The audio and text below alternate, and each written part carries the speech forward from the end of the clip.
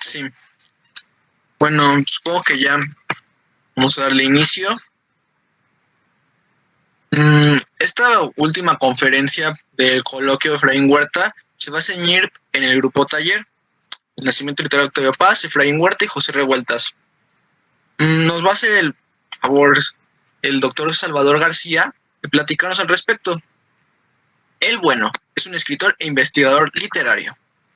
Es licenciado en letras por la UAEMOR y maestro y doctor en literatura hispánica por el Colegio de San Luis. Es autor de Leopoldo María Panero o Las Máscaras del Tarot, Miami Blue y otras historias, Paredón Nocturno y La Isla de Ulises. Ha publicado las ediciones críticas del Campeón de Antonio M. Abad y La Bohemia de la Muerte de Julio Sesto. Realizó estancias de investigación en la Universidad de Texas, en Austin y en el Instituto Cervantes de Manila. Se ha desempeñado como profesor invitado en la Universidad de Ateneo en Filipinas y en la Universidad de Miami en Estados Unidos, donde realizó un postdoctorado en literatura, historia y humanidades digitales. Pues bueno, sin más, espero haga suyo el escenario. Muchísimas gracias, Diego. Muchísimas gracias a todas y todos los organizadores de este coloquio que, como les decía en un principio, me ha parecido realmente maravilloso, sobre todo porque preserva esa fuerza, esa magia y ese ímpetu que siempre ha caracterizado a los estudiantes de Valenciana. Y en ese sentido, pues quiero agradecer al doctor Anwar Jalife, que fue el gestor de esta conexión que me parece extraordinaria, sobre todo en un momento donde este coloquio se va a centrar, o se centró, mejor dicho, en el grupo taller, que es precisamente el tema de mi tesis de doctorado, y les anuncio que ya en las próximas semanas va a estar publicándose esta tesis en forma de libro por parte del Colegio de San Luis, en coedición con El Viajero Inmóvil, así que ya les estaré dando noticias. Hasta donde se va a poder adquirir de forma electrónica gratis, entonces lo cual es también maravilloso, pero ya les estaré dando informes. Entonces, sin más, les agradezco mucho también a quienes nos acompañan, y precisamente pues voy a compartir pantalla en este momento para dar inicio a esta charla. Ustedes me dicen, ya se ve, ¿verdad? Es lo que yo creo. Entonces, pues empiezo con esta charla. Como ya se anunció, la charla se llama El Grupo Taller, el nacimiento literario de Octavio Paz, Efraín Huerta y José Revueltas. Se va a centrar precisamente en esa primera década en la cual estos escritores, estos poetas, porque hay que recordar que Revueltas también es poeta, empezaron su camino por la literatura. Una década que abarca de 1931 a 1941 y que precisamente va a gestar, a desarrollar y después a diluir a este conglomerado de jóvenes escritores que he denominado el Grupo Taller. Tanto en investigación como en el próximo libro yo le llamo Grupo Taller, y también como sinónimo promoción, porque el término generación es demasiado biogelicista. Entonces este aspecto de biología, de ciencias naturales, siento que no se apega justo a la idea que quiero dar, por eso le llamo el Grupo Taller. Y precisamente el Grupo Taller se da en lo que se conoce como la década roja. Ahí me faltó un 4, es de 1929 a 1944, lo que se conoce como la década roja.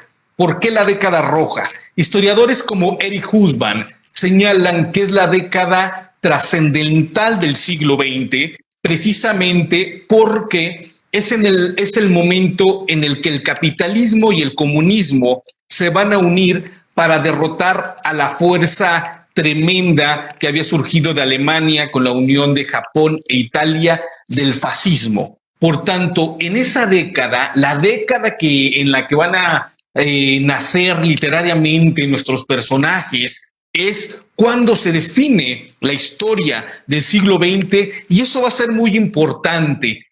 Tenemos que ver el contexto en el cual se desarrollaban para entender cómo este este corrillo de muchachos deciden entrar a la escena literaria y por qué sus actitudes, por qué sus obras, por qué los discursos que son los que adoptan en un inicio y en los cuales se van a desarrollar durante toda su obra. Ese es, yo creo que la mayor riqueza de acercarnos a este grupo, porque ahí podemos ver no solamente las semillas, sino también el desarrollo de los discursos en los cuales ellos sustentarán sus obras, y en especial pues de estos tres personajes que son esenciales.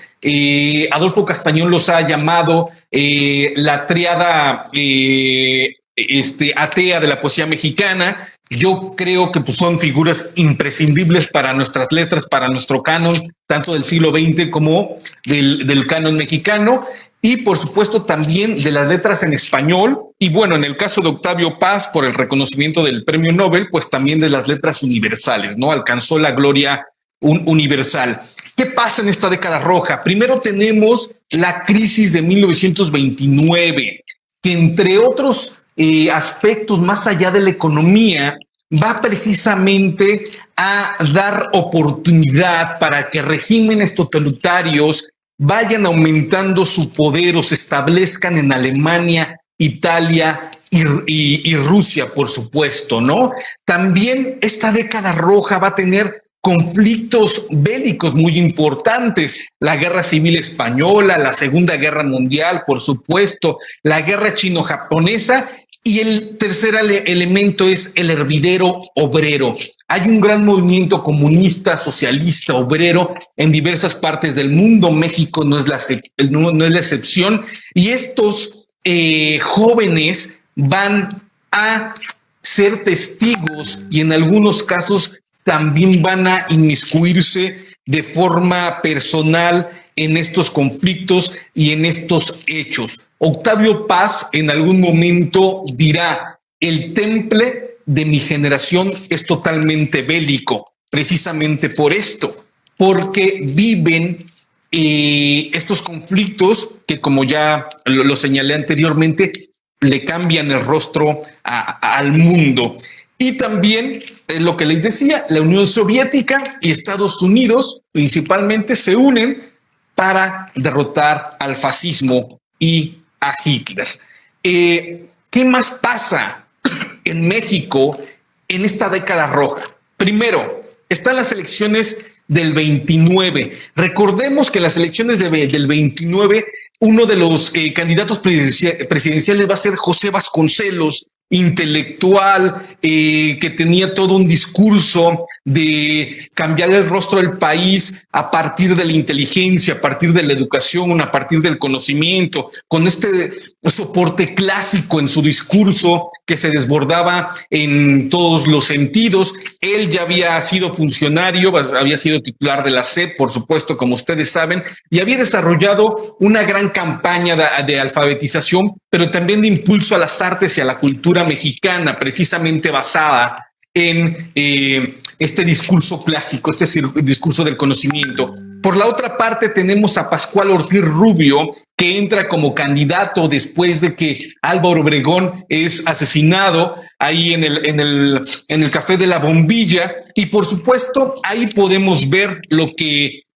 posteriormente será esta gran sombra de lo que Vargas Llosa llamó la dictadura perfecta, en la cual pues el régimen se basa en un solo partido y en este caso en los hombres fuertes de ese partido. Atrás de Pascual Ortiz Rubio estaba Plutarco Elías Calles y se va a establecer a partir de esta figura de Calles lo que se conoce como el maximato de 1929 a 1924, donde hay tres presidentes de la República, pero atrás de ellos, por supuesto, está este gran hombre, el máximo representante de la Revolución Mexicana, que es Plutarco Elías Calles. En 1934 llega al poder Lázaro Cárdenas, y ahí, aunque continúa algunas políticas, como la educación socialista, va a desarrollar acciones que buscaban ponerle punto final a las promesas que había iniciado la Revolución Mexicana.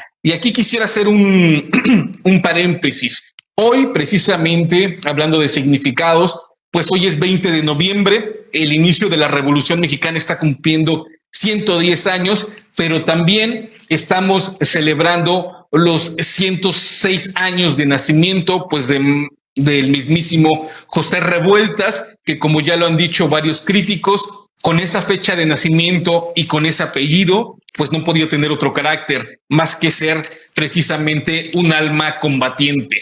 Bueno, regreso al gobierno de Lázaro Cárdenas. ¿Qué es lo que hace Lázaro Cárdenas? La expropiación petrolera, la reforma agraria, que en este momento y a veces a la distancia se pueden a veces no palpar lo que significó en ese momento, pero realmente fue unas acciones, unas decisiones totalmente trascendentales para el país que va a impulsar Cárdenas.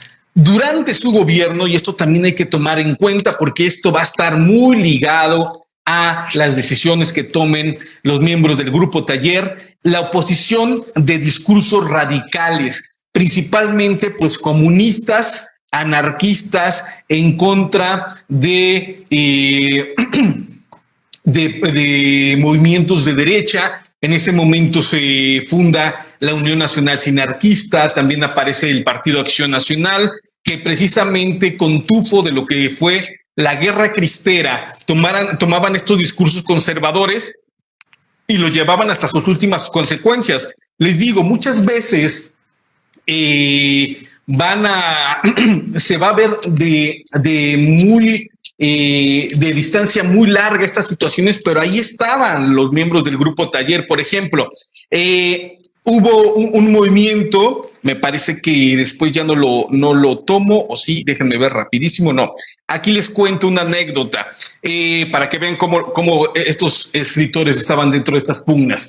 La imagen que nosotros estamos viendo ahí en estos cuadros que se repiten, la misma imagen se va repitiendo, es un automóvil que está arrollando a un caballo. Esto se dio en la plancha del Zócalo en 1935, cuando se enfrentan una agrupación de derecha que se llamaba Los Camisas Doradas, un nombre que hacía reflejo a la nostalgia por los Dorados de Villa. Incluso su dirigente Nicolás Rodríguez señalaba que él había sido miembro precisamente de los Dorados de Villa.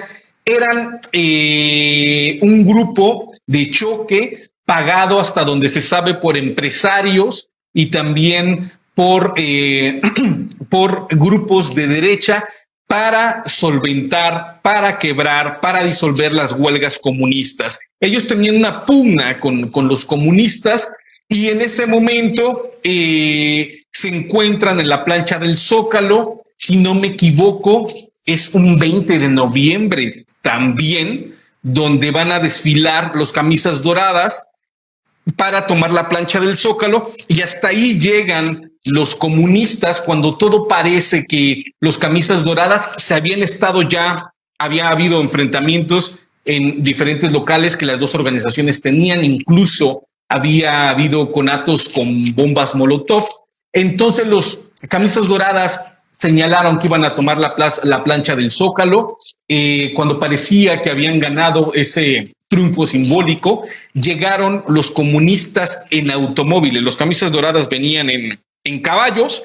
Llegan el sindicato de choferes de taxi, comandando la avanzada de los comunistas, y ahí empieza un gran zafarrancho, caballos muertos, los carros ahí por toda la plancha del Zócalo atropellando las Camisas Doradas, y en ese momento están José Revueltas y Efraín Huerta luchando contra comunistas, logran vencer a 2 o 3 y después tienen que salir huyendo porque los Camisas Doradas se repliegan y posteriormente, cuando se organizan, avanzan y ellos tienen que salir corriendo. Huerta va a decir que le salvaron la vida, a final de cuentas, Siqueiros y otros camaradas comunistas, e incluso decía de forma socarrona: lo que hay que aceptar es que en esa huida, pues Pepe me ganó el sprint, ¿no? Al parecer Pepe lo había dejado porque corría más rápido y él venía detrás. Y también el tercer aspecto es el mundo en México, que tiene que ver con esta camada de jóvenes, por supuesto, porque ellos van a convivir con ellos. México en ese momento se había convertido en un espacio de libertad para diversos discursos y también para diversos creadores. En ese momento, pues van a llegar en esta década Rafael Alberti, Trotsky llega exiliado, Bretón viene y aquí publica el manifiesto surrealista, recuerdan, Pablo Neruda va a llegar unos meses antes de que maten a Trotsky, Artaud vino, Malcolm Lowry está escribiendo en Cuernavaca su gran obra Bajo el Volcán. Ahí tenemos a Tina Modotti, a Rivera, Siqueiros, los contemporáneos, por supuesto, ahí como guía de estos miembros del grupo Taller, como guía, pero también como referente para negar esa historia, que es muy interesante también esta relación, y también están los estridentistas. Entonces, como ustedes pueden ver, es una década viva, una década muy importante. Y yo, para para poder asir lo que significa escribir la historia de un grupo que ya es de por sí complicado, he dividido las etapas de la promoción en tres. La primera sería iniciática, ¿no? De 1931 a 1932, la del 33 al 37, que es la maduración, y del 39 al 41 es cuando se da el clímax, cuando surge la revista Taller como tal, y se da la ruptura del grupo. Estas tres etapas son las que voy a tomar en esta charla. La primera, por supuesto, está regida por la Escuela Nacional Preparatoria. La mayoría de ellos, y digo la mayoría porque en el caso de Pepe Revueltas pues no está ahí, la mayoría de ellos ingresan a la Escuela Nacional Preparatoria. Muchos de ellos ya se conocían desde la secundaria 3 también fue muy significativa para ellos, y todos son hijos de la Revolución y de la Primera Guerra Mundial. Nacen alrededor de 1914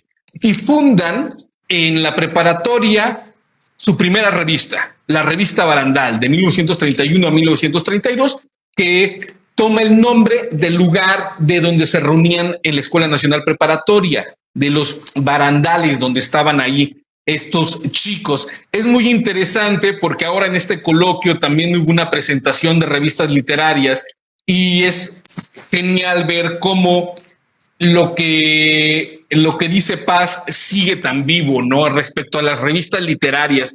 Y fue maravilloso ver a las chicas y a los chicos presentando en este coloquio sus revistas y señalando sus discursos, sus objetivos. Paz va a decir, siempre que hay un grupo de jóvenes con inquietudes de cambiar el mundo, no hay otra cosa más que fundar una revista. Entonces, esta es la revista de estos muchachos, Barandal. Ahí tienen a los protagonistas, Salvador Toscano, Rafael López Malo, Octavio Paz Lozano y Arnulfo Martínez Lavalle. Esta fotografía ya están acompañados de Raúl Vega Córdoba y de Humberto Mata Masquines y de Humberto Mata y Ramírez. Perdón, ahí los pueden ver, muchachitos que estaban fundando el Barandal.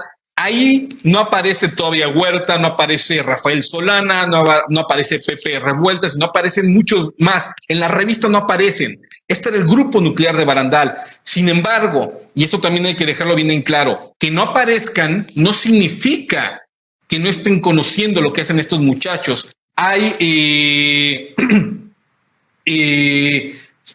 testimonios de Efraín Huerta precisamente diciendo: nos quedamos sorprendidos cuando vimos a los muchachos del año más grande que nosotros sacar su revista, y ahí estaba Octavio Paz, y ahí estaba Salvador Toscano. Entonces ellos estaban leyendo a final de cuentas. Entonces, en esta primera etapa es iniciática, Barandal. Lo único que quiero decir de Barandal es que se ha llamado una revista que es vanguardista, también se le ha llamado una revista que es heredera de contemporáneos, o que es una revista cosmopolita. Ninguna de esas tres características se le puede endosar a Barandal. Solamente hay que ojearla para darte cuenta que ninguna de estas era. Incluso Octavio Paz lo dijo en algún momento: todas nuestras inquietudes, pero asimismo todas nuestras ignorancias están en la revista. Es una revista de exploración.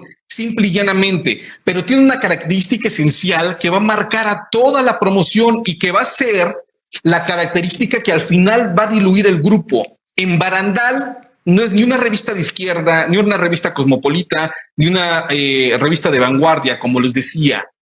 Ahí todos y cada uno de los discursos que se exponen van hacia la crítica. Exponen a Freud, lo critican, pero también critican a la Unión Soviética, a Rusia, señalando que el comunismo no es la vía, critican a la Revolución Mexicana, critican a los contemporáneos, critican a los estridentistas, critican a todos. Y critican a Alfonso Reyes. Hay una sección que se llama Notas, muy divertidas, se la pasan burlándose de todos. Muy interesante esta revista. Entonces, este aspecto de crítica me gustaría dejarlo ahí como elemento esencial de la generación, perdón, de la promoción. La segunda etapa es de 1933 a 1937. ¿Qué pasa? De este primer proyecto editorial iniciático de exploración van a sacar en 1933 y 1934 la revista Cuadernos del Valle de México. Y ahí sí, ya el discurso es totalmente de izquierda. Ya se están identificando con el comunismo, con el socialismo. Igual, lo digo, basta ojear Cuadernos del Valle de México para darte cuenta en donde ya están las zonas ideológicas de esta promoción. En ese momento, Octavio Paz va a iniciar su separación ideológica de sus compañeros, porque él siguió con esta actitud crítica a pesar de que sí estaba ligado al comunismo, siempre mantuvo esta, digamos, no tan efervescencia total al comunismo, que no quiere decir que no haya efervescencia, que no quiere decir que ese joven Octavio Paz no haya sido un hombre de acción, que se haya peleado defendiendo la República. No. Simplemente es un matiz perfecto. Las influencias, los viajes y la prensa. Ahí llega Rafael Alberti en México y les da una clave a estos muchachos. Estos muchachos quieren ser grandes poetas, pero no quieren hacer literatura comprometida. Se rechazan porque saben que los discursos comprometidos carecen de calidad artística. En la figura de Alberti ven el camino, la tercera vía. Puede ser un gran poeta que estés haciendo arte literario sin dejar de ser un individuo de acción. También en ese momento se va a publicar Residencia en la Tierra de Pablo Neruda, que a otros jóvenes, entre ellos Efraín Huerta, van a ser un referente literario durante toda su creación.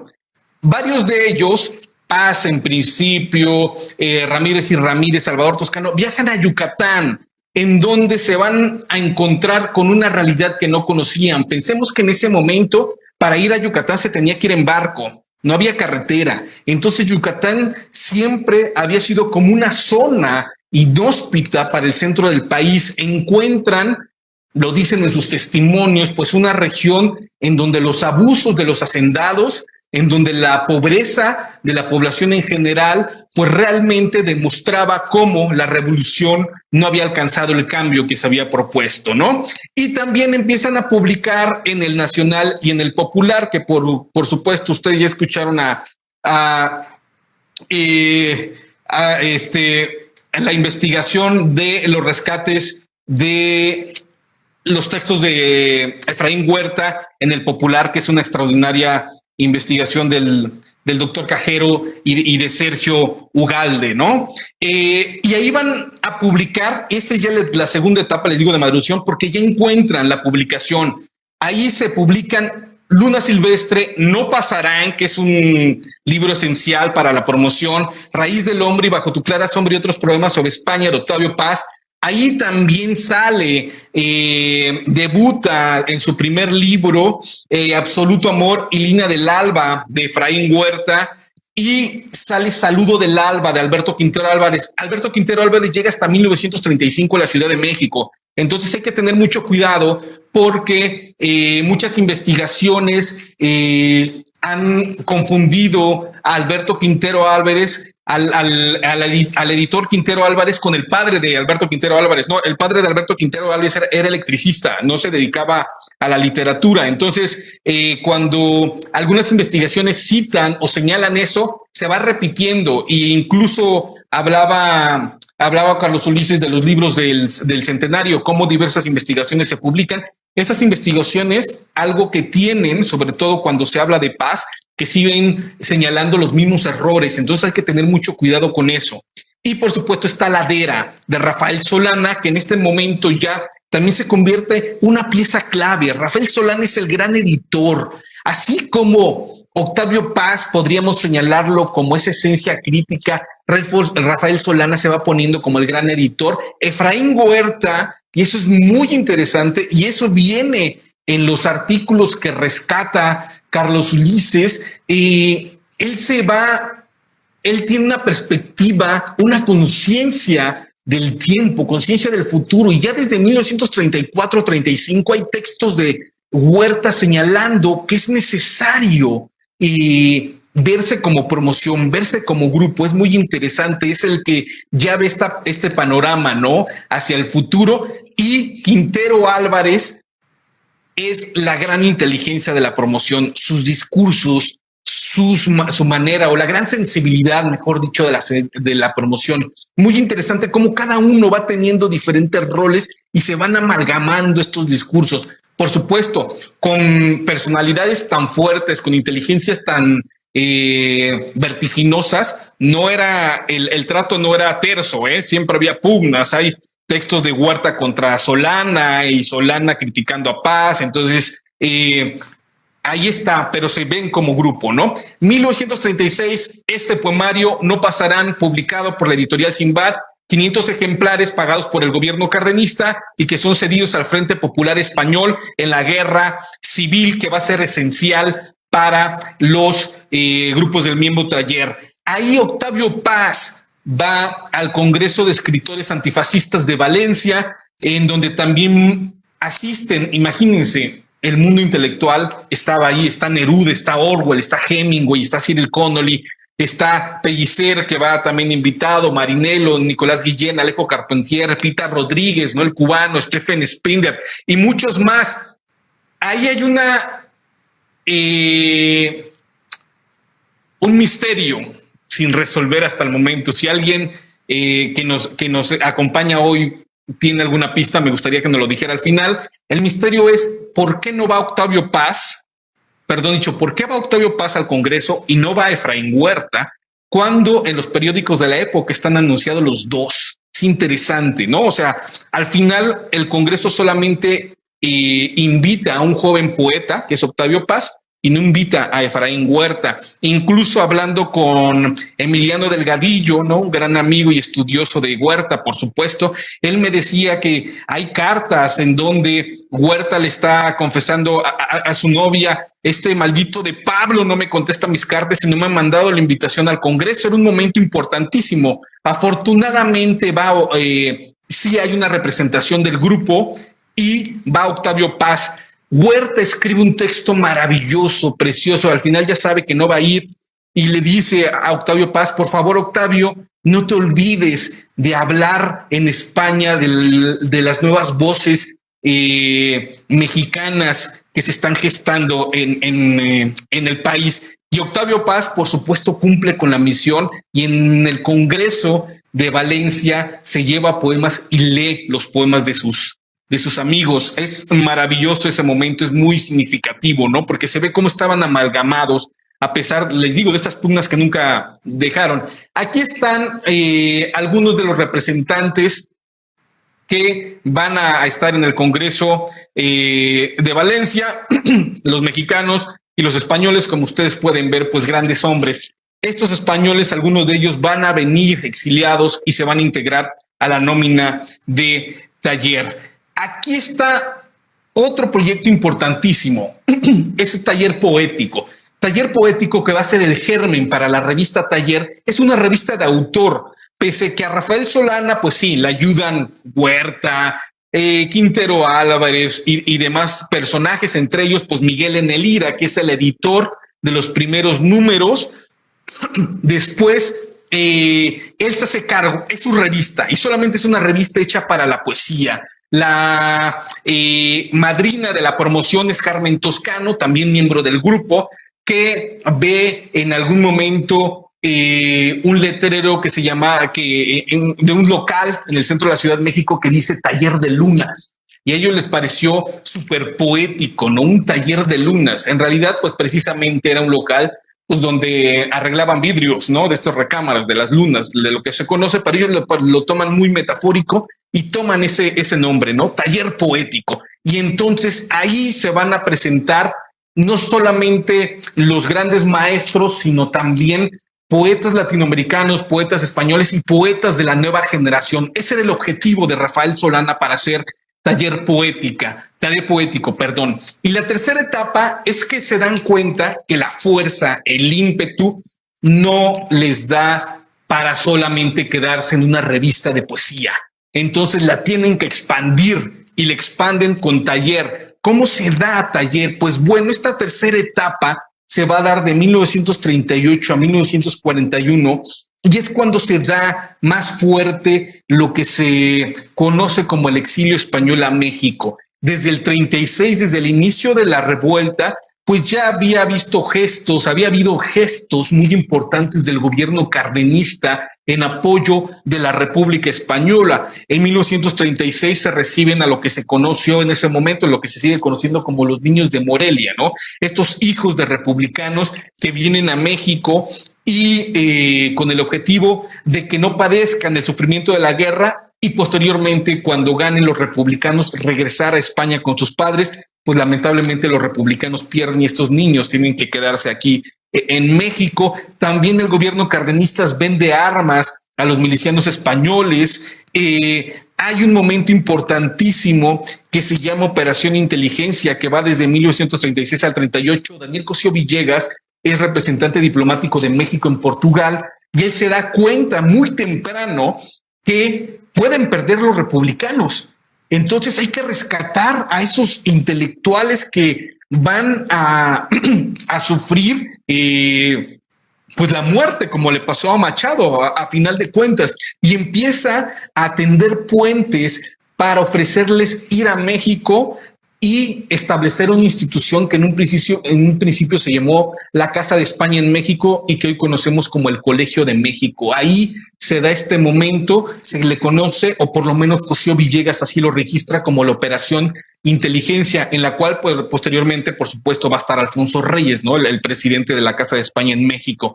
Y vamos a tener pues a dos diplomáticos ya en el momento álgido, cuando los españoles están ya refugiados en Francia, pero también ya está la invasión nazi en Francia y hay totalmente un ambiente álgido en contra de los republicanos. Pues Guillermo Bosques y Lucio Rodríguez al bando exiliados españoles, y el gobierno mexicano manda estos 3 barcos a rescatar al número mayor que se pueda de españoles, ¿no? El Sinaya, que trae 1,620 exiliados, el Ipanema con 1,000 refugiados, y el Mexiqué con 2,200 refugiados, en el cual cada uno de los barcos, y también es bien importante, tiene revistas. Durante la travesía de Europa a México, en el barco se publican revistas y es muy importante, se pueden conseguir ediciones facsimilares. Es bien interesante ver qué se publicaba, ¿no? Que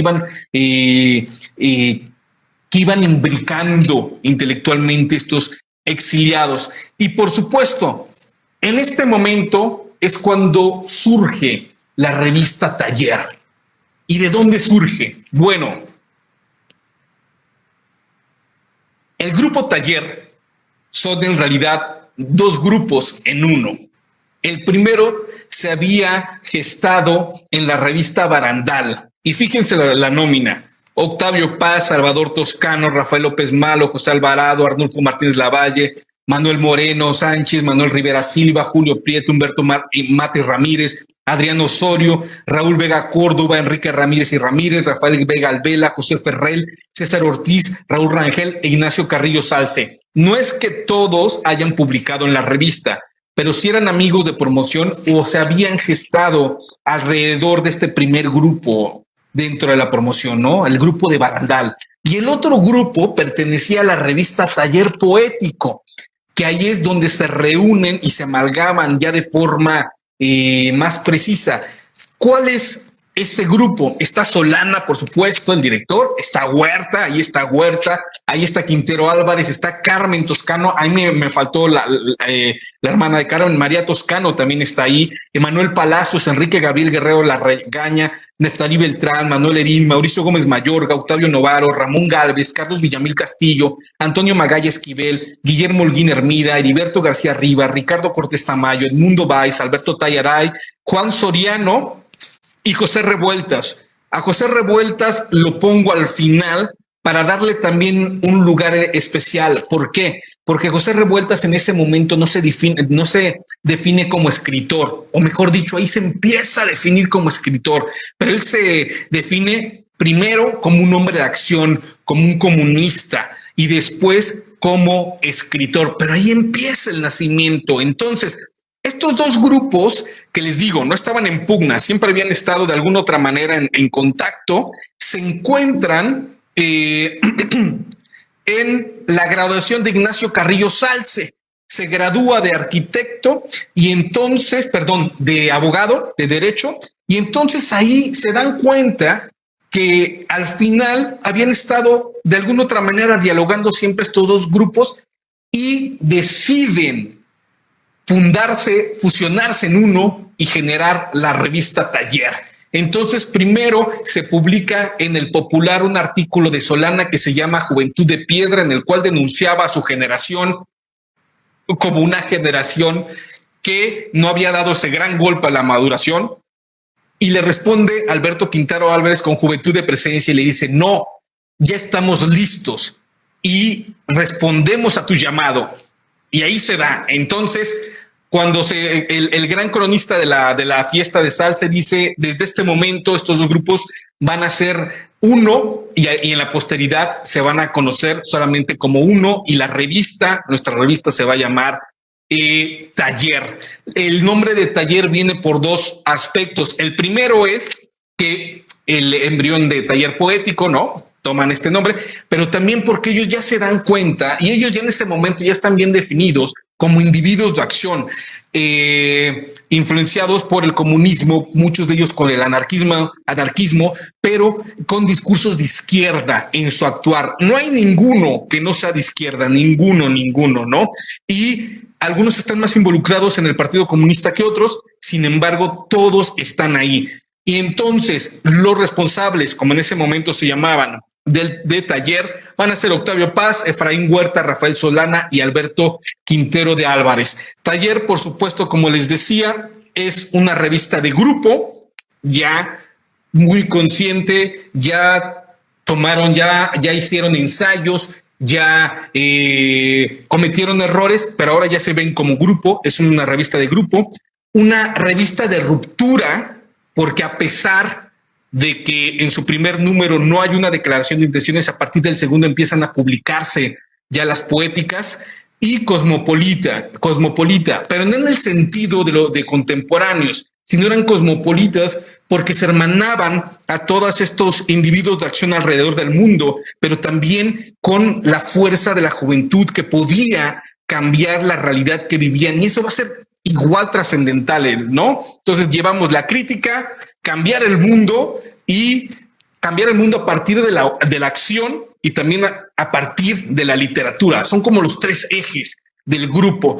Entonces la gran poética se llama Razón de Ser, escrita por Octavio Paz, y ahí establece esta frase: la herencia no es un sillón, sino una hacha para abrirse paso. Entonces ahí critican a los contemporáneos, que es la promoción anterior, diciendo que sí, que respetan la gran calidad literaria de sus obras, pero que ellos no son herederos de contemporáneos porque ellos quieren intervenir y cambiar el mundo. Ellos rompen ya con la idea del poeta en la Torre de Marfil y toman como tópico el alba que tiene que ver con una forma poética, pero también como un momento trascendental en la historia y en el día, ¿no? Es el momento en el que van a ser el hombre nuevo. Y por tanto tenemos todas estas poemarios que hablan del alba, siempre el alba, ¿no? Y está el alba en todos lados, también en sus ensayos.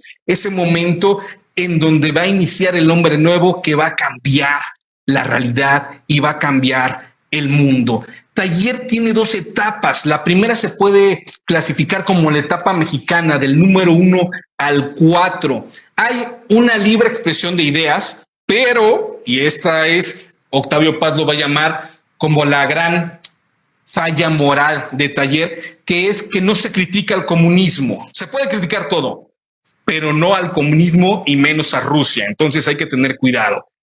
Hay un hecho que hay 2 hechos, pero hay 2 hechos que van a terminar con la promoción. Pero el primero es el pacto de hierro que se da entre Rusia y Alemania al inicio de la Segunda Guerra Mundial, que establece que no se atacan, no se van a atacar.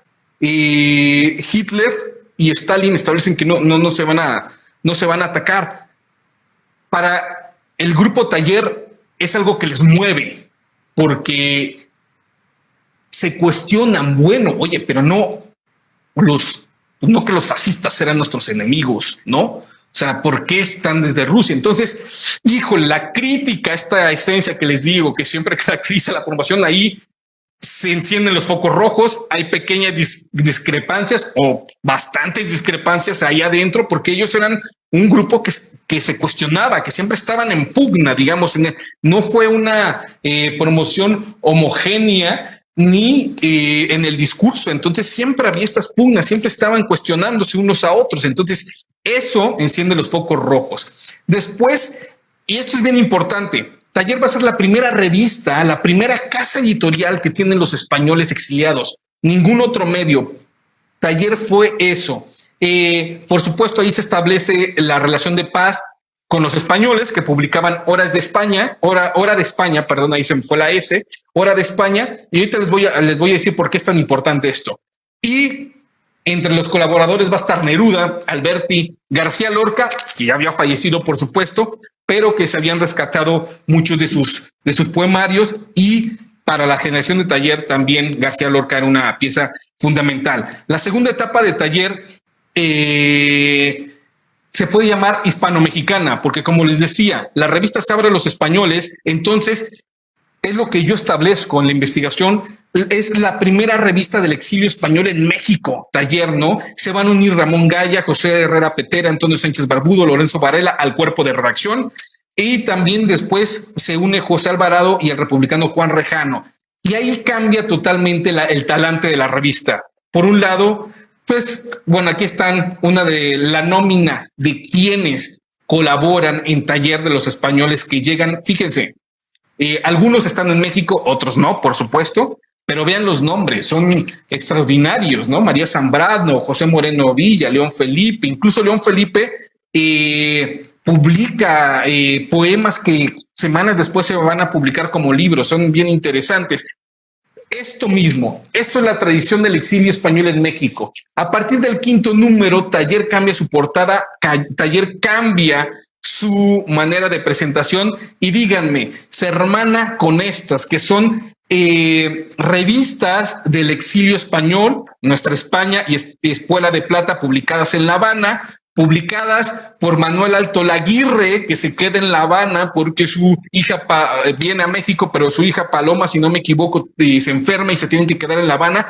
Ahí establece su imprenta y todas emanan de la primera de Hora de España, que si dan cuenta es igualita. Lo más interesante es que entre una y otra, entre los números y otro, las diferencias son semanas o meses, perdón, semanas. Entonces, si se dan cuenta, son igualitas estas revistas, y el contenido y la manera de presentación también va muy hermanado. E incluso lo interesante es que los proyectos que están en las otras revistas se presentan en Taller, y los proyectos de Taller se presentan en Nuestra España y Espuela de Plata. Muy interesante este diálogo que se da entre estas revistas. Por supuesto, la línea de conexión, pues eran los exiliados españoles. ¿Qué se ¿Qué se gana? ¿Qué se gana Taller con los exiliados? Para empezar, lo que hoy se conoce como redes intelectuales, ¿no? Y estas redes intelectuales suben de nivel esta revista que de una u otra forma, pues era también una revista todavía de jóvenes, ¿no? Hay mejor edición y mejor contenido. Hay presencia internacional, se da el nexo con la generación del 27 y los nuevos escritores mexicanos. Esto es bien importante porque les digo, los escritores mexicanos, los del Grupo Taller, querían ser buenos poetas y también hombres de acción, pero no querían que sus obras fueran poesía ni literatura comprometida porque sabían que era mala literatura. Entonces, la generación del 27 y la generación del 35, la generación de Hora de España, les ofrecen esta oportunidad diciéndoles, hay otra vía. Tú puedes enfrentar la realidad, tú puedes ser un individuo que entra a cambiar la historia y puedes hacer una historia una literatura de calidad. Esa tercera vía es la que toman los del Grupo Taller. En México solamente van a encontrar un referente, estos muchachos, que es López Velarde, pero eso ya sería otra ponencia, ¿no? El Grupo Taller y López Velarde, que es también muy interesante. Hay nuevas tendencias artísticas, se rompe el dilema nacionalismo como politismo, o sea, esa pugna que se da de vez en cuando, que aparece de vez en cuando en la República de las Letras Mexicanas, ellos lo dejan por sentado, dicen, no, nosotros somos mexicanos en tanto hombres universales y nosotros somos hombres universales en tanto mexicanos, no individuos universales. Hay otra forma de trabajo, hay recursos monetarios, les llega lana, la publicidad, y hay una gran, y se da la gran revista de la promoción. No por nada se conoce como el Grupo Taller y no el Grupo Barandal ni el Grupo, perdón, Taller Poético. ¿Qué más?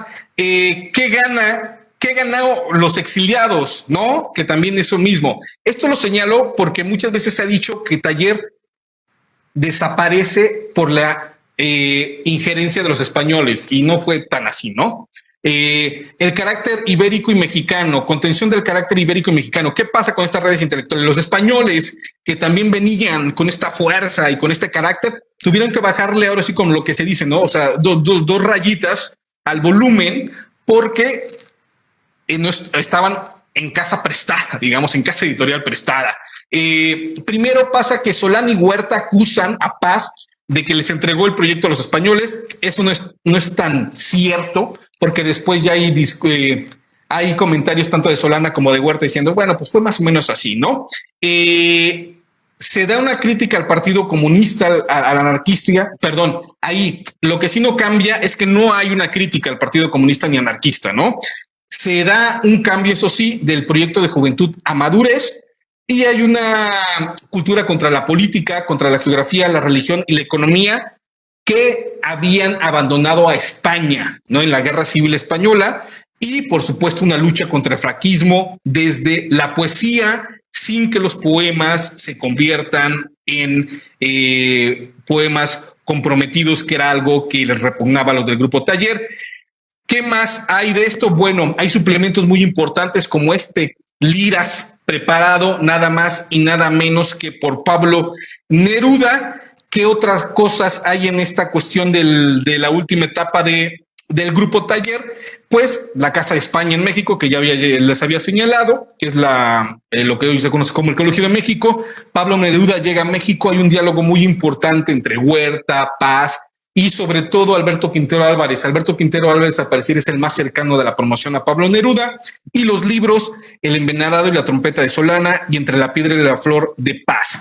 ¿Cuál es la ruptura del grupo? Bueno, la primera fue el Pacto Germánico Soviético de no agresión, como ya les había dicho, que ahí los del grupo de la promoción dijeron, ¿en dónde estamos parados? Se supone que los fascistas eran los enemigos y de repente ya son los amigos. Y el otro y definitivo es el asesinato de León Trotsky. Muchos de ellos, a pesar de que no eran trotskistas, el caso de Huerta es el más ejemplar, el más paradigmático, a pesar de ello, están en desacuerdo con eso y ahí empiezan a mudar ya las ideologías. Sin separarse de la izquierda hay una pugna y entonces, con esta cuestión que ellos sentían, algunos de los miembros que les habían arrebatado la revista y con estas pugnas adentro del grupo que ya no se entendían como tal, terminan separándose, ¿no? Huerta va a señalar que Taller muere por inanición Y la verdad es que si uno revisa el último número, los últimos números de la revista, en verdad que sí, o sea, parece que en algún momento ya no hay ni despedida, no hay ni discursos, no hay nada, de repente el proyecto se abandona. Y hay una sensación las primeras décadas de este abandono de la promoción que van a ser muy críticos. Todos los miembros de la promoción van a ser muy críticos con su grupo. Van a señalar, Solana va a decir que les faltó fuerza, que no eran buenos poetas como los contemporáneos, que no tenían una visión social interesante. Huerta también va a estar un poco desencantado. Octavio Paz también. Con los años ya van a ir cambiando estos discursos, ¿no? Pero siempre va a haber esta cuestión crítica. Me quiero despedir, quiero cerrar esta promoción precisamente. Ya no se ve la pantalla, ¿verdad? Nada más hay una pregunta, ¿no? Entonces, con dos poemas que escriben Octavio Paz y con otro que escribe Huerta sobre su generación. El primero es Nocturno de San Ildefonso, para que veamos cuál era la visión de estos poetas respecto a su generación, ¿no? ¿Qué pasó con ese grupo? El apartado número 3 de Nocturno de San Ildefonso de Octavio Paz. El muchacho que camina por este poema entre San Ildefonso y el Zócalo es el hombre que lo escribe. Esta página también es una caminata nocturna. Aquí encarnan los espectros amigos, las ideas se disipan. El bien, quisimos el bien, enderezar al mundo. Nos faltó entereza, nos faltó humildad. Lo que quisimos no lo quisimos con inocencia. Preceptos y conceptos, soberbia de teólogos, golpear con la cruz, fundar con sangre, levantar la casa con ladrillos de crimen, decretar la comunión obligatoria. Algunos se convirtieron en secretarios de los secretarios del secretario general del infierno. La rabia se volvió filosofía, su baba ha cubierto al planeta. La razón descendió a la tierra, tomó la forma del patíbulo y la adoran millones. Entonces, aquí está Paz señalando, híjole, no logramos cambiar el mundo, ¿no? Y eso es lo que le critica a su promoción. Huerta, en este poema maravilloso que se llama Borrador para un testimonio, que está precisamente dedicado a Octavio Paz, también en el fragmento 3, me parece que es más noble, pero sobre todo más consciente. Esta conciencia de futuro que ya tenía se refleja en este fragmento. 3. Después, dimos venas y arterias, lo que se dice anhelos, a redimir el mundo cada tibia mañana. Vivimos una lluvia helada de bondad, todo alado musical, todo guitarras y declaraciones, murmullos del alba, vaos y estatuas, trajes raídos, desventuras. Estaban todos y todos construían su poesía. Diría sus nombres si algunos de ellos no hubiesen vuelto ya a la adorada tierra, adorados, añorados cada minuto. El minutero es de piedra, sol y soledad. Entonces, no es a los vivos, sino a mis muertos a quienes doy mi adiós, mi para siempre.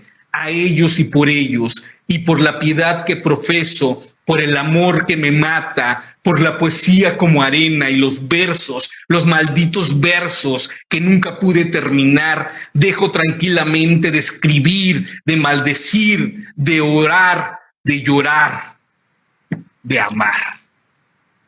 Entonces, la promoción de taller, en resumidas cuentas, sería una promoción que tuvo una esencia crítica, que trató de hacer una gran calidad poética sin olvidar sus responsabilidades como individuos en un momento álgido para el mundo y sobre todo que quisieron pues enderezar el mundo. No les salió, como ellos mismos dicen, sin embargo creo que es bastante responsabilidad y lo único que nos queda, que es esta respuesta a ese mundo que no cambiaron, es su poesía, que para mí sigue siendo pues la respuesta más válida que un ser humano puede dar ante el panorama nublado. Muchísimas gracias.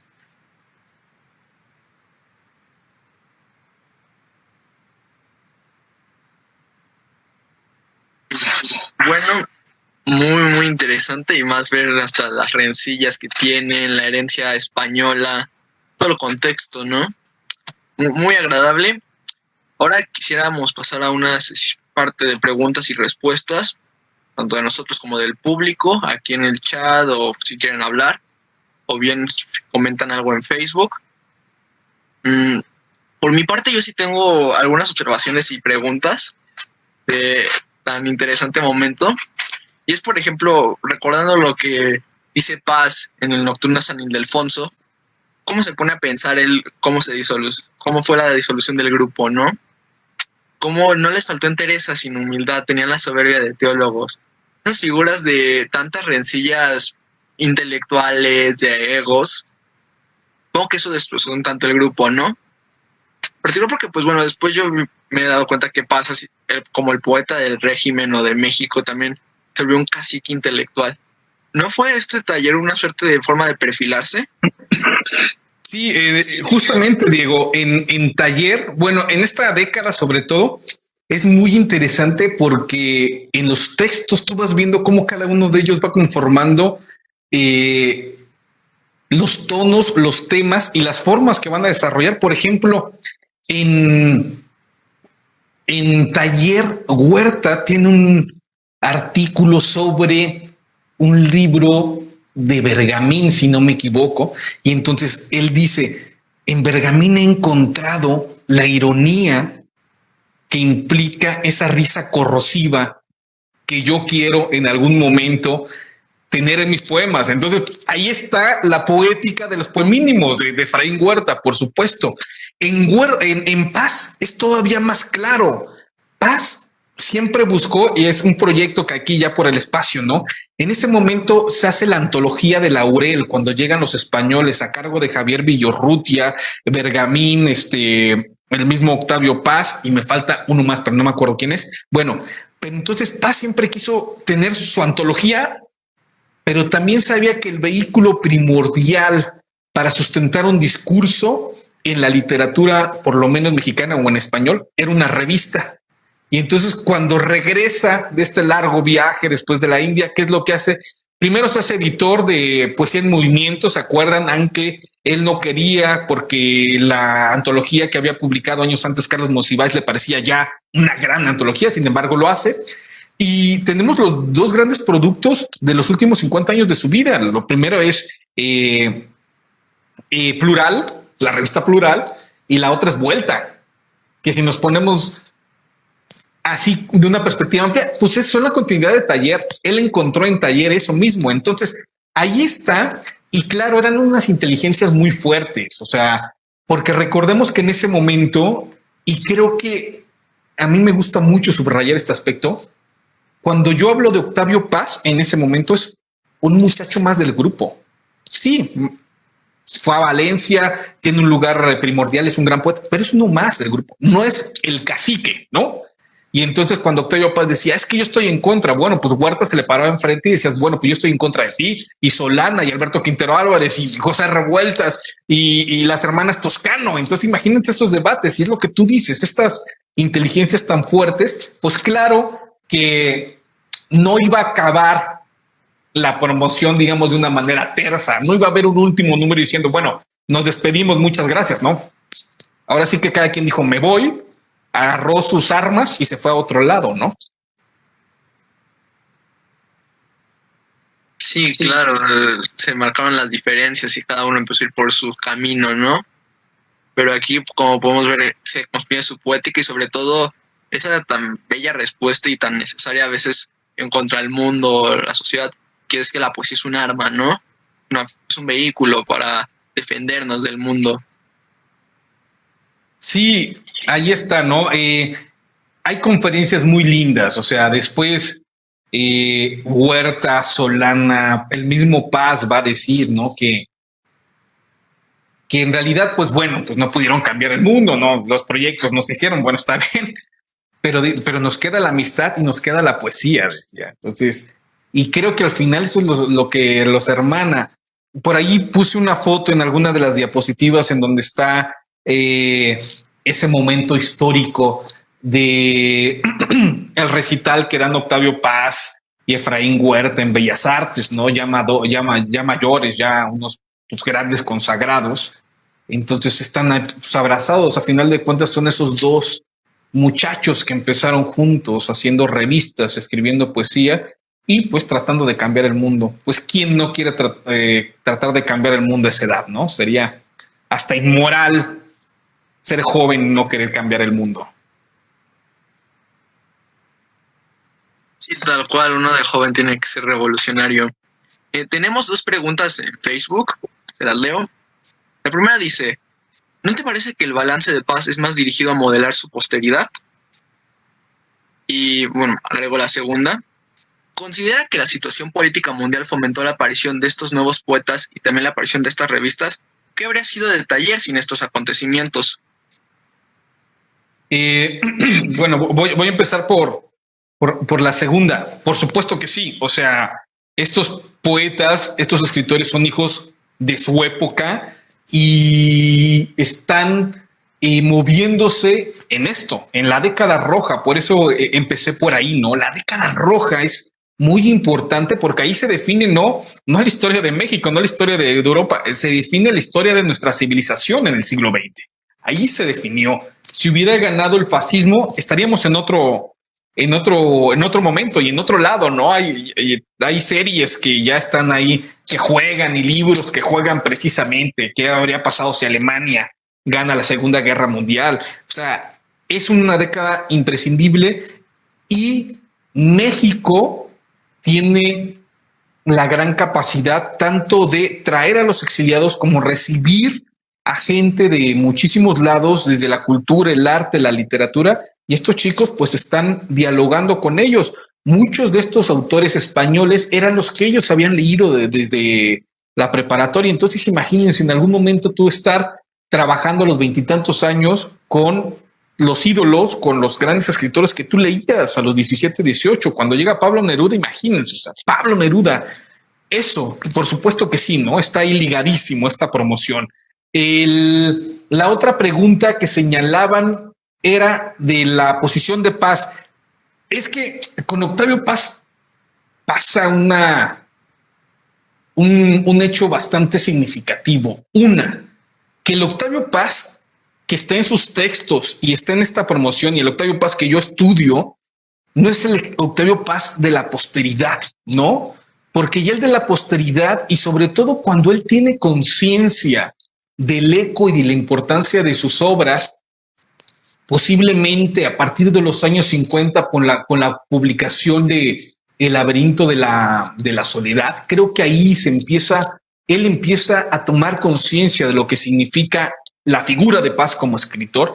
Él empieza un discurso de mitificación. Ahí es cuando ya Octavio Paz ya está escribiendo y está hablando para el futuro. Este Octavio Paz joven todavía no.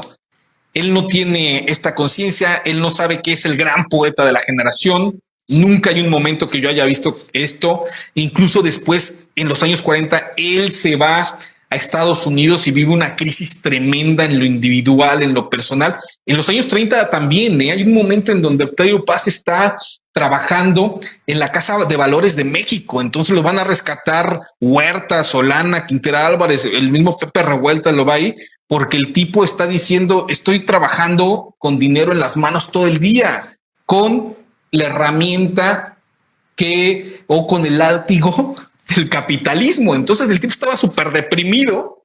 También si ustedes pueden revisar las memorias de Elena Garro en España, también se van a dar cuenta cómo el matrimonio ahí también ya está fracturado a pesar de que ha nacido su primera y única hija. Entonces hay muchas cosas que a este Octavio Paz joven todavía está sufriendo, está padeciendo, todavía va a padecer la siguiente década para después ya convertirse en lo que hoy conocemos. Entonces, y ahí hay 2 peligros, ¿no? Les digo, el primero es que Paz cuando tiene esta conciencia, empieza a mitificarse y se crea una historia no del todo fehaciente, no del todo real.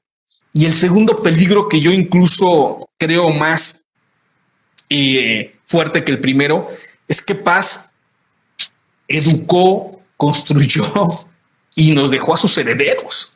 Y entonces los herederos han hecho con la figura de Paz lo que quieran. Entonces uno lee los libros y de repente encuentra acciones de paz o frases súper luminosas y caray, qué bárbaro. ¿En dónde lo dice? Y te vas a las fuentes de estos estudios y dicen plática personal con Octavio Paz en la redacción de Vuelta. Entonces, híjole, ¿te lo creo o no te lo creo?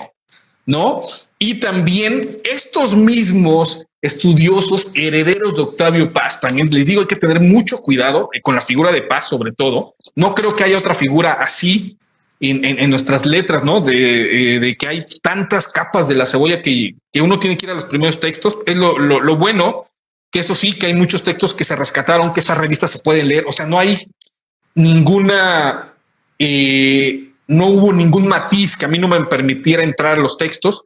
Y el segundo, les decía, esta cuestión, les conté la anécdota de Pepe Revuelta, de José Revueltas y Efraín Huerta luchando contra los fascistas, contra la gente de derecha en el Zócalo, ahí corriendo.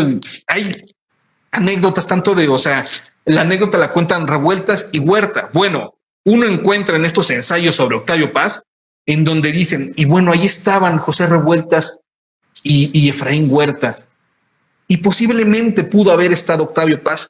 No, no estuvo Octavio Paz, no le quita nada a Octavio Paz que no haya estado ese día madreándose en el Zócalo, no le quita nada, pero a fuerza lo quieren poner en todo, entonces hay que tener mucho cuidado, ¿no? Con esta historia que se cuenta de Octavio Paz. Sí, claro, con una de las vacas sagradas de la literatura, ¿no? Entonces sí. Estos serían los dos peligros al estudiar Octavio Paz, ¿no? Bueno, y creo que eso es algo que sucede ya casi con pues, cualquier persona que figura en algún medio, ¿no? Que ya se tiende a tergiversar o a querer sacarle ciertas cosas donde no las hay. Sí, nos vamos convirtiendo cada vez más en esto que se llama figuras públicas o que ahora de manera, a mí me parece aberrante, se llama influencers, lo cual es absurdísimo, ¿no? O sea, bueno, desde mi punto de vista, no le veo ninguna, digamos, aspecto positivo en cuestión literaria respecto a esto, sobre todo pues, a eso, ¿no? A los que nos dediquemos a la literatura. El otro día estaba leyendo un artículo sobre las últimas, los nombres más importantes de las letras en castellano y el reportero que hacía la nota decía, te daba nombres y te decía, y bueno, y estas personas, estos autores, autoras, tienen libros, pero también tienen miles de seguidores en Instagram y miles de seguidores en sus cuentas de Facebook. Y no sé, y tú dices, híjole, güey, o sea, yo no entiendo cómo eso puede influir en la literatura, ¿no? Que seas o tengas un canal de YouTube, son otros aspectos, ¿no? Eso hay que tener cuidado también ahora.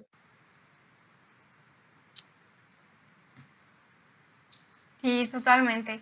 Pues estamos muy agradecidos, ha sido un honor tenerlo con nosotros. Todavía hay espacio si quieren comentar o intervenir, adelante, ya sea por Facebook o aquí abrir el micrófono, adelante. Y pues mientras aprovecho para agradecer, creo que ha sido increíble cerrar con broche de oro el coloquio con esta conferencia. Complementa bastante lo que hemos estado escuchando ya en estos días, tanto en mesas de ponencias como en las conferencias de Carlos Ulises y del doctor Ugalde. Justamente ayer también nos echamos un buen chismecito de Efraín y de todas estas cosas con Paz, con Neruda.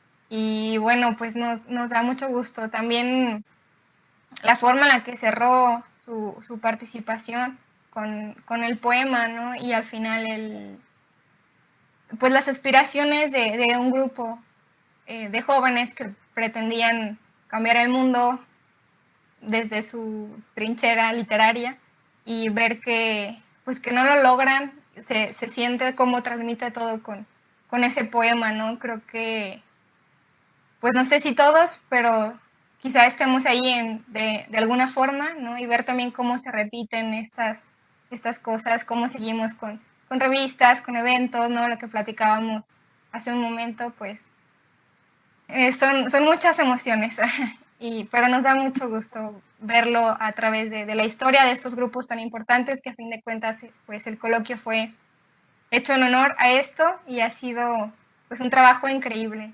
También pues estaremos pendientes del libro para conseguirlo, ya sea en electrónico o no sé, sí que nos informe cómo podremos y cuándo acceder a él. Sí, sí, claro, yo les mando mensaje, muchísimas gracias por el interés y nuevamente lo que yo sí quiero subrayar pues es la organización y este buen tino que ustedes han tenido pues para dedicarle pues, a todo el grupo este coloquio, ¿no? Creo que es necesario, creo que podrías ir pues abriendo brecha porque todavía hay muchos escritores que si bien a lo largo de los años se pierden en otras o se pierden porque se suicidan, ¿no? El caso de Vega Albela o se dedican ya sea al derecho, que casi la mayoría de ellos estudió leyes. En ese momento hay muchos discursos también muy importantes. Veía en el coloquio que hubo la mesa de escritoras de los años 30 y hablaban de Ernestina de Charpuncín. Bueno, ella, que es exiliada, viene a México y también colabora en la revista Rueca, que es una revista hermana de Taller. Entre sus editoras, entre quienes en sus editoras están las hermanas Toscano. Entonces por ahí también hay mucho que ver. Y ahí hay una pugna, no con Ernestina, pero sí con el esposo, que se va a denunciar en Taller. Ramón Gaya, que es uno de los españoles que se une a la revista, se la pasaba madreando a muchos españoles. Entonces, ahí en Taller también hay 2 o 3 pugnas que no se han estudiado y son buenísimas porque conectan esto, ¿no? Conectan a Taller con Rueca y ahí están discursos que se están hermanando. Entonces, pues yo creo que ha sido un gran acierto, como les digo, les agradezco mucho porque he aprendido también muchísimo en estos días con ustedes, con las mesas que organizaron y me parece que están poniendo los puntos sobre las IES en temas que, como ya lo decía Carlos Ulises Mata, ¿no? Parece que Huerta también es el gran afluente por descubrir de la promoción. Me parece que sí, pero hay todavía más afluentes, ¿no? Y ahí están, y muy interesantes además. Sí, definitivamente. Creo que es algo con lo que nos quedamos, porque sí, de todas las mesas y de todas las conferencias nos dimos cuenta que nos queda mucho por conocer, por descubrir, por leer. Entonces, sí, ahora sí que nosotros que vamos empezando y los que ya están ahí en la investigación, pues nos toca. Sí, esa es la actitud. Siempre hay que entrarle. Sí, creo que hay más comentarios en Facebook. Bueno, hay muchas felicitaciones. Muchísimas gracias. Salvador, por parte de Joamite Escudero. Ay, muchísimas gracias. Gabriela Redondo también dice: felicitaciones enormes, Salvador. Disfruté mucho tu conferencia. Muchísimas gracias. Y comentan que sobre la suspensión del viaje de Huerta a Valencia, el misterio persiste. Emiliano Delgadillo en algún lugar insinúa que fue una cuestión de cuotas para la LEAR. Sí, es un misterio. Yo me atrevo a decir que en realidad fue una cuestión familiar y no fue de cuotas, o sea, no fue político, fue más una cuestión de amistad, porque Neruda, pero eso lo dice Neruda ya en sus memorias. Entonces, es que les digo, hay que creer a la mitad, ¿no? Entonces, Neruda dice que él fue el gran descubridor de Octavio Paz y por ese poema de No pasarán, él lo invita a España. No fue tan así porque no hay ningún registro en ese momento, ¿no? Al parecer, Alberti, cuando estuvo en México, era de la misma región que la mamá de Octavio Paz. Entonces iban a comer a la casa de Octavio Paz, la mamá les cocinaba a Alberti, a la mujer, a los amigos, ¿no? E hicieron una muy buena amistad entre la mamá de Paz y Alberti. Y entonces, al parecer que fue una cuestión así como una relación familiar cuando se da estas invitaciones, Alberti dice, ay, pues voy a invitar ahora sí que a mi sobrino, ¿no? Postizo, que es Paz, pues para agradecerle a su mamá. Y ya, o sea, esa es la teoría que yo planteo y se me hace muy lógica, ¿no? Porque no hay más allá del No pasarán, que sí es un gran poema, pero no hay ningún registro que diga, ¿no? O sea, con Emiliano lo hemos discutido y señala eso, la cuestión de cuotas. Creo que no encontraremos una respuesta final, pero hay como indicios de esto, ¿no? Por supuesto, Octavio Paz nunca va a escribir. Bueno, pues me invitaron por mi jefa, ¿no? Entonces, se quita todo el mito. Sí, volvemos a lo mismo. Es muy fácil ya querer tachar o tergiversar las cosas. Exacto. Más bien contra ella, porque ya viajaban Chávez Morado y otros. Ah, pues sí, lo de las cuotas, en contra de las cuotas. Ok, sí, porque sí, a Octavio Paz no le mandan tarde el telegrama de invitación para hacerlo, para que no se entere, ¿no? Entonces ahí los dos invitados son Carlos Pellicer y Octavio Paz, precisamente, que no tenían nada que ver con la LEAR. Como les digo, estos chavos de taller, pues se alejaron, ¿no? De la LEAR. Hay un momento tremendo donde incluso está Huerta, está Revueltas y está Paz en una conferencia que da el guatemalteco Luis Cardoso y Aragón, él sí integrante de la LEAR, en el centro de la Ciudad de México, y él defiende el arte como imaginación, y los miembros de la LEAR se le van al cuello y lo destrozan, ¿no? Porque para ellos la LEAR, la Liga de Escritores y Artistas Revolucionarios, pues no entendían el arte si no era como un arma social. Entonces Luis Cardosa y Aragón, cuando plantea esto, se le van al cuello y eso va a quedar muy fuerte, clavado en las ideas de Revueltas, Huerta y Paz. Incluso Paz va a decir algo, ¿no? Así, y ante el embate callamos, y eso también le dolió mucho, ¿no? No levantar la voz en contra de de estos discursos que iban en contra de un arte que se saliera del compromiso social. Es bien interesante. Les digo, es una época preciosa, además, ¿no? O sea, es una década totalmente vertiginosa ahí por todos lados.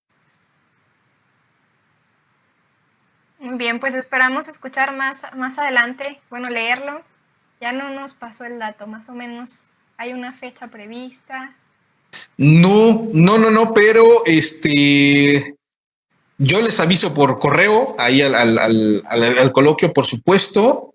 Y lo que sí me comprometo es que el próximo año, ya cuando pase el apocalipsis zombie, pues irlo a presentar ahí a Guanajuato, que me parece que es un lugar natural en donde se tiene que presentar una investigación como esta. Claro que sí, pues esperamos poder hacerlo pronto. Y bueno, si no hay más participaciones o más comentarios, vamos cerrando esta última conferencia magistral. Como dije, fue pues cerrar con broche de oro. Agradecemos a todos los que han estado aquí, los que han estado en todos los eventos del coloquio. Muchas gracias, Salvador.